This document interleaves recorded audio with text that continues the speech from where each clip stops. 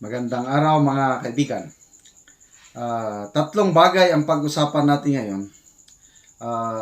Yung mga hindi magandang nangyari sa tatlong ahensya. Una is Department of Health, SSS at saka Department of Agriculture. So unahin natin ang Department of Health. Ongoing ngayon ang live streaming ni Madam Maharlika na ako palaging nanonood. Nabanggit niya doon na kahapon, according to her puting ahas, na most often than not, napaka-reliable ang binabalita. Nag-meeting ang mga top officials ng DOH, Secretary Herbosa, Tony Lechon at iba pa mga Yosek. At ang nag-preside ng meeting ay walang iba kundi si Lady Smarts. That is according to the puting ahas of Maharlika. So, ayon, sabi ni Madam Maharlika na ito lang nagpapatunay na ang real president is, alam nyo na. So ang tanong, sino bang binutuhan natin? Bakit ang isang tao na walang mandato ang mag-preside sa meeting sa DOH? According to Maharlika, may interesado sa napakalaking pundo sa DOH. More than 300 billion ang pundo. At pinaghahanda na daw ang 2025 election. Kaya dito na, DOH, PhilHealth, di ba, may move na ilipat ang pamamahala ng PhilHealth from DOH to Office of the President. At nagbigay na ng legal opinion na galing sa DOJ na no legal issues pwedeng ilipat. So, dyan na. Mag-isip-isip na tayo. Ano ang expertise ng Office of the President? Health matters ito eh. Bakit mo ililipat? Management issue ito. So, ang dami nang ang trabaho ng Office of the President. Concurrent pa siyang Department of Agriculture Secretary na nagka-dipo-dipo na, nagka-litsi-litsi na. Ang daming kapalpakan sa Department of Agriculture. Ngayon, huwag kayong magtaka, few months from now, ang PhilHealth under na ng Office of the President. Again, napakalaking billions of pesos ang pundo niyan. Hahawakan ng Office of the President. Wow! Bayan, babangon muli talaga. So, I don't know kung sasagutin nila ito.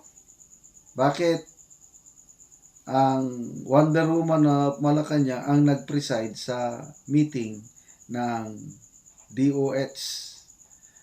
Ay, nako. Anyway, punta tayo sa ibang issue.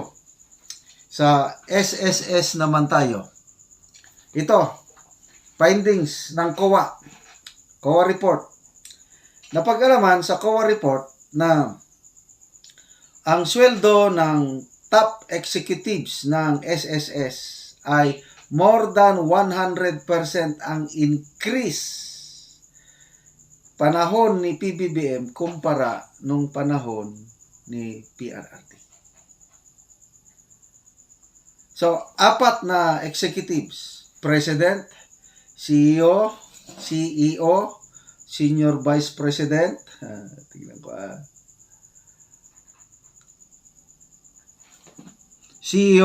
President, CEO, Executive Vice President, and Senior Vice President. More than 100% increase ang kanilang natanggap na sweldo, benefits, and everything. So, itong apat lang na ito, totaling 116 million ang natanggap nilang salaries and benefits noong 2022. Sobrang laki. Noong 2021, panahon ni Tatay Digong, ano lang, 57 million lang itong apat. So, naging 116 million panahon ni PBBM. At ang masakit nito, okay, findings pa rin ng COA, ang SSS under this 4, yung tatabang sweldo nila, they failed miserably kanang. Ang collection effort nila, they failed to collect 92 billion from employers. So basically ang SSS pera ng mga empleyado yan ng private sector. Nagko-contribute. So ngayon, pension system para konti-konting pension ng mga nagre-retire, ng mga nasa private sector. So diyan kinukuha yung 116 million na sweldo ng apat lang na tao. Kaya lang yung trabaho nila, hindi nila ginagawa.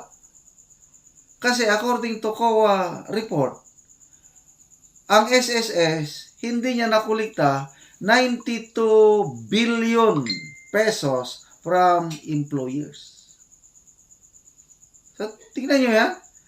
Kaya itong mga appointees ng ating presidente, nagpapalaki lang ng tiyan sa kanilang opisina, aircon, kain ng kain, alawan. Tapos hindi nila ginagawa yung trabaho. So, sino ang nakinabang? Di sila. Sino ang kawawa? Ang mga contributors, mga members ng SSS, ang mga nasa laylayan. Yun po ang nangyayari sa ating bansa. Meron pa isa na findings ng COA sa sa Manila International Airport Authority. Mayroong Office of the Transportation Security dyan. Mayroong X-ray machine na binili. 173 million worth of X-ray machine. Hindi nagpapangsyon. So, ano na naman? Mabuti na lang at may COA tayo na masipag ngayon. At dahil sa report ng COA, nalalaman natin ang hindi magandang ginagawa ng gobyerno yun. 173 million X-ray machine hindi na gumagana. Kaya pala, ang aking wife, siging magbiyahe ang aking wife from Luzon to Cagayan de Oro, malimit. Nagko-complain siya dahil wala namang kuwan, sabi niya, wala namang X-ray. Pagpasok mo sa NAIA or ano, yung pala non-functioning, sayang yung ibinili natin na 173 million. So ano na bang nangyayari sa ating bansa? Okay, punta tayo sa Department of Agriculture. Kanina, na may vlog na ko tungkol niya na more than 800,000 bags of palay seeds na hindi nadidistribute. Nasasayang lang. Ang iba, ipinakain na sa mga animals. Ang iba, idinonate na lang sa DSWD at saka preso dahil pwede pa namang makain ng kaunti. So instead na makatulong sa mga farmers, hindi. Binubulok ng Department of Agriculture. And according to my informant, yun daw na i-distribute. Kaya meron ding na i-distribute. Maraming nagre-reklamo na marami daw ang hindi nag-germinate sa mga seeds dahil sa mali or poor quality sa storage. Dahil matagal nang naka-stock eh. Ganyan po ang nangyayari sa Department of Agriculture ngayon. Isa pa, yung farm equipments, according to rice tarification law, ano ito? Mag-distribute ang gobyerno ng farm equipments. Nagdi-distribute nga. Kailan ang report? Substandard, low quality ang mga farm equipments na dinidistribute. Ang daling masira. At yung ibang farm machineries, instead na mapunta sa farmers, napunta sa mga politiko.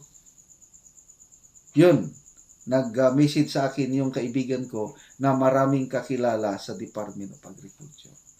Kaya, ang dali daw ko gumawa ng pera sa Department of Agriculture, documentation lang daw pera na. Ibig sabihin, paperworks lang ang kailangan kahit walang actual delivery. So, ito, inuulat ko lang ito sa inyo para malaman nyo, para tayo magmatsyag. Huwag tayong papayag na lulukuyin tayo ng ating ibinoto. Mag-ingay tayo, kalampagin natin sila. At antayin natin, next election, 2025, diyan natin ipapakita ang power of the people. Tingnan natin kung makakalusot pa sila.